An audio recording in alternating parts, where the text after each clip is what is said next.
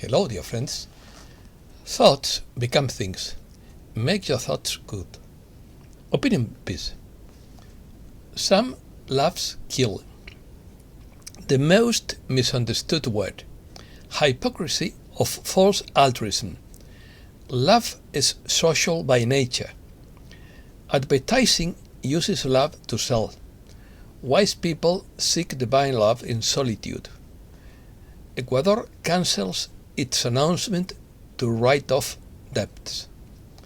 Let's start. The word love has so many misunderstandings that I hesitated to write on such a tangled subject. Among them are attachment, control, dominance, and sexuality. But it is a word that has been used so much, both on a spiritual level and on the level of humankind's relationships. It is synonymous with affection, tenderness, adoration, idolatry, devotion, attachment, esteem, predilection, or desire, and antonymous of hatred or contempt. The word affection would be the most neutral and least fraught with misunderstanding. In the name of love, many barbarities have been committed throughout the history of humankind. That is why it is said that there are loves that kill, or you are killing me. It is one of the most frequent themes in the arts, such as cinema, literature, or music. It often happens that individuals, group of humankind, or companies disguise their selfish behavior as altruism. This is what we know as hypocrisy, and we find such behavior in advertising. Definition: love is an intense feeling of the human being who, starting from his own insufficiency, needs and seeks the encounter and union with another being or with the Supreme Being, with a feeling of affection, inclination, and devotion to someone or something. In the philosophical context, love is a virtue that represents all the affection, kindness, and compassion of the humankind. The word love encompasses a wide range of different feelings, from the passionate desire and intimacy of romantic love to emotional closeness of familial love and platonic love, to the deep devotion of oneness of love. In the latter realm, it transcends sentiment and comes to be seen as the manifestation of a state of the soul or mind, identified in some spiritual traditions with God Himself, or with the force that holds the universe together. Companies analyze human beings and look for ways to extract the greatest amount of consumption from them, not hesitating to use love and sex as a lure in a denaturalized and grotesque way. The company evokes feelings of love and desire in the consumer, but its ultimate aim is not to seek love from the consumer, but his or her money and his or her work. As a consequence, dishumanization occurs as love for another human being is identified with love for a product. Cupido. In Roman mythology, Cupid is the god of amorous desire. According to the most widespread version, he is the son of Venus, the goddess of love, beauty, and fertility, and Mars, the god of war. He is generally depicted as a winged child, blindfolded and armed with a bow, arrows, and quiver. His equivalent in Greek mythology is Eros. The theme of Cupid's sorrow reaches a higher plane when developed in versions of the divine. Of this, the narration of Saint Teresa of Jesus, in a passage of the book of her life, in which she tells of her transverbation in the presence of a seraphim, is significant.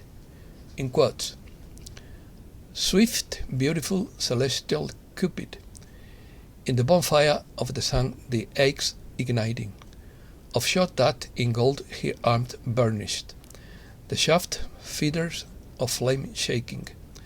The blow left the wounded heart, and repeated the blow, pretending, the greedy gallant seraphim, to throw it to himself when he drew the dart. Spiritual love. Universal love is the spiritual love which all humankind can profess and which is experienced by the great mystics as an expression of nirvana, ecstasy, or enlightenment, states of absolute connection with the universe or with God. It is a sublime manifestation in which all other manifestations are eclipsed or converge. Eckhart Tolle argues that love, as a continuous state, is still very rare and scarce as a conscious human being.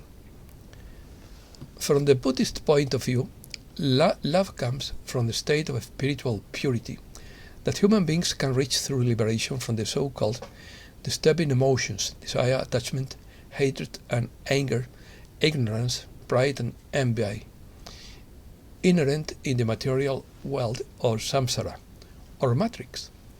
Through compassion, detachment from the material world and meditation, the capacity of all the chakras, including the heart center, can be increased so that it is possible to consciously love and eliminate the suffering associated with ordinary love until the so-called enlightened state is reached, where there is unconditional love for all sentient beings, comparable to that of a mother for her child. According to this school of thought, love holds all things together, and our consciousness creates the universe itself. For Buddhism, all religions are valid if they are based on spiritual love and compassion. In Psychology of the Possible Evolution of Man and the Fourth Way, Gurdjieff and Ouspensky distinguish between feeling, higher emotional function, and higher cognitive function. The first case is the most accessible to most people, and is the only usually included in dictionaries, which define love as a feeling. However, this worldly feeling of attachment and desire differs greatly from what constitutes true love, which is only accessed by scaling the level of consciousness to a level that is present in few people, and even fewer on a permanent basis, as it is a once-in-a-lifetime occurrence for most. The Apostle Paul glorified love as the greatest of virtues, described it in the famous poem of the first epistle to the Corinthians. He wrote, in quotes, "Love is patient, it is obliging. Love does not envy, does not boast, is not puffed up, does not act basely, does not seek its own interest, is not irritable, does not regard evil received, doesn't rejoice in unrighteousness, but rejoices in the truth. Love forgives all things, believes all things, hopes all things, endures all things." Close quotes. Definition of love according to Steve Biko. I would like to make a distinction between withdrawing from the world to find the source of love and withdrawing from society to sit in the bliss of love. In finding higher dimensional love, one feels and does not feel selfish. One is happy for oneself, and that can be seen as selfish. But the whole thrust of love is outward. It has to flow. It has to be shared. There is nothing in love itself that is selfish or leads to selfishness. Now I know why sages fast and go on pilgrimage or retreat into caves. Love is most important for the fifth to the seventh dimension, where much of the work is social. Love is social by nature. It must flow from being to being. It doesn't stop. One doesn't want to withdraw from society while in the experience of it. Quite the contrary. You feel that you must serve. No one can take that step for you. When we reach the 8th dimension, love has opened to bliss. Our work is done, and we dive deeper into the mystery of ourselves. This phase is not necessarily social. Ecstasy exists on the 12th day, and it is like popping the buttons of your shirt every moment of every day. The work is complete. There is nothing left to do. Now I can relax and help others with no agenda. I no longer have or need agendas. I could say this is the top of the mountain, but it is far from it. Like so many other things, these expansive states of consciousness are stepping stones that bring us closer and closer to the One. Once our heart is open, the love we feel is then transformative. It transforms circumstances rather than being brought down by them, drawing that love from our heart and sending it out into the world. There is a distinction to be made between withdrawing from the world for whatever selfish reason and withdrawing to tap into love that, when projected outwards, has real consequences for oneself and others. The secret is not the law of attraction. The secret is not that there is a law of attraction that can bring you everything you want and more. The secret is that everything you want is within you, and when a person realizes that, he is able to activate whatever he wants within himself, and then he can go on living without worrying so much, without working so hard, without bothering another person who is in need to get what he wants. That being realizes because he knows who he really is, and that what he carries within is everything. Think of the mystic who gazes to a flower and feels bliss for several hours, as opposed to the person who needs to pick that flower, take it home, put it in a vase, and finally watch it die. There is a big difference. Reset News. French billionaire Philippe Argilier claims he has 4 databases that will expose 38 people running the shadow government. Dozens of food sovereign groups signed an open letter for imposing technologies that are making world hunger worse. Russia and the US urge Turkey to avoid launching a ground offensive in Syria. Serbia and Kosovo reach a consensus to prevent an escalation of the conflict. Robots authorized to kill in a draft San Francisco police policy. Demon-possessed people are everywhere. These shootings everywhere are being carried out by possessed individuals. Klaus Schwab praises China's dictatorship as a role model, in quotes.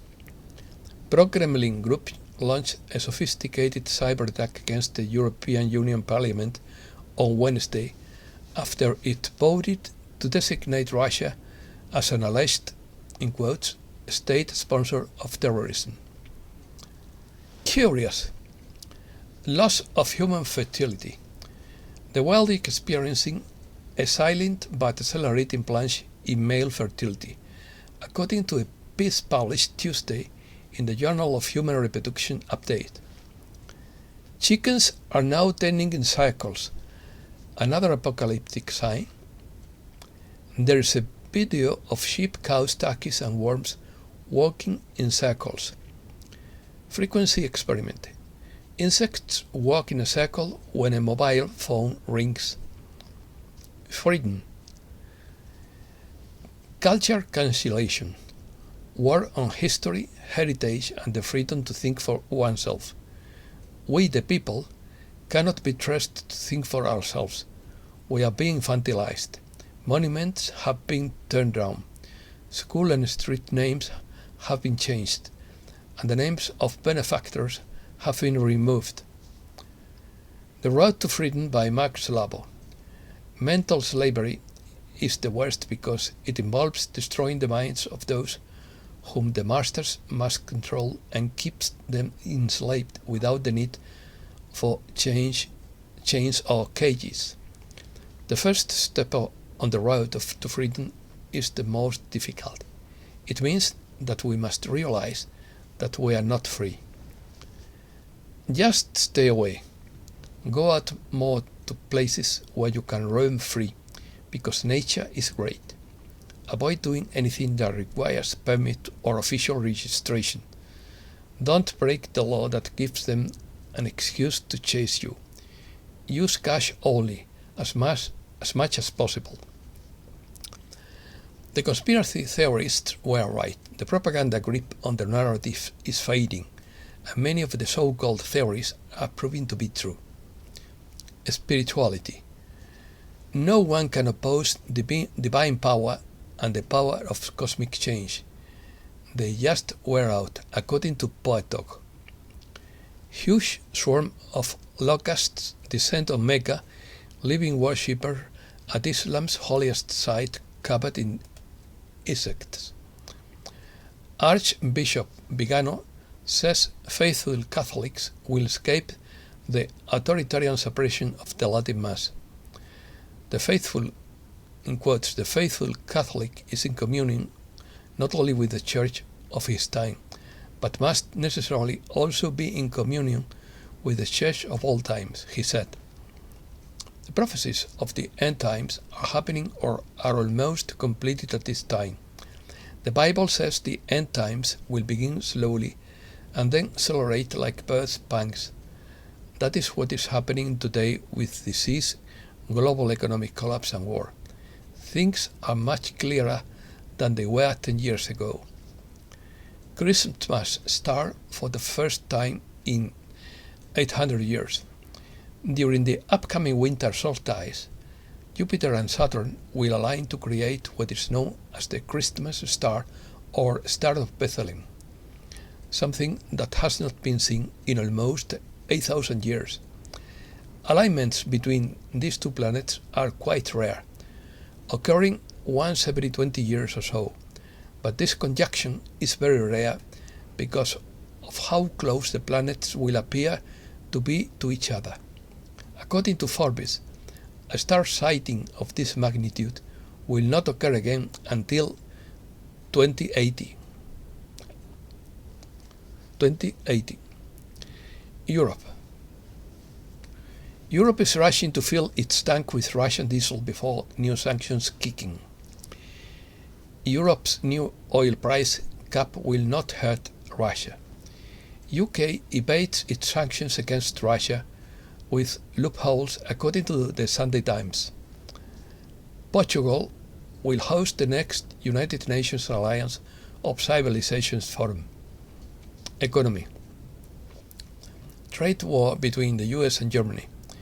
Germany is in a dilemma due to US public policies of subsidies or tax breaks for green companies, as investments in its territory have decreased. Berlin is reluctant to give aid. The IMF says world trade is slowing down. The Fed expects another half-point rate hikes this December. The dollar's hegemony is under threat from the Chinese yuan, wrote journalist Kevin Walsh in the Wall Street Journal. Texas Governor Abbott has sent 10 armored personnel carriers to the Texas-Mexico border, where he officially declared that an invasion is taking place. Americas. The Pacific Alliance Summit is suspended due to the absence of Pedro Castillo. Motorcyclists protest against the Mexico City government over new restrictions. Haitian migrants create their own economy on Mexico's southern border. Argentina's government will raise the minimum wage by 20% over the next 4 months. Argentina sends a white helmets mission to Haiti to assess the humanitarian situation. The IMF approves a technical support program for Paraguay in exchange for reforms. The Colombian economy will grow by 1.1% in 2022 and 1.2% in 2023, according to the OECD. The Ecuadorian government backs down on its announcement to cancel debt of $10,000. The blueberry becomes Peru's leading agro-export product. Bolivia highlights its coffee offer in France and offers to export cocoa. ExxonMobil, the hand behind Guyana's fight against Venezuela over Essequibo. El Salvador introduces a law to launch volcano bonds, according to Bitcoin magazine. Arson attack destroys 10 forestry machines in southern Chile. Chilean lorry drivers strike for the second day over fuel prices. Brazilian truckers block roads and suspend exports of everything. Major ports are forced to halt operations as truckers continue to protest, leaving hundreds of ships at anchor in the ports. Ships are unable to load or unload as farmers suspend the export of their produce in protest at the elections. Brazil's electoral court rejects Bolsonaro's request to annul votes. TSE President Alexandre de Moraes slapped a $4.3 million financial penalty for the president's coalition for alleged, in quotes, bad faith litigation. And that's all for today. Thanks a lot, dear friends.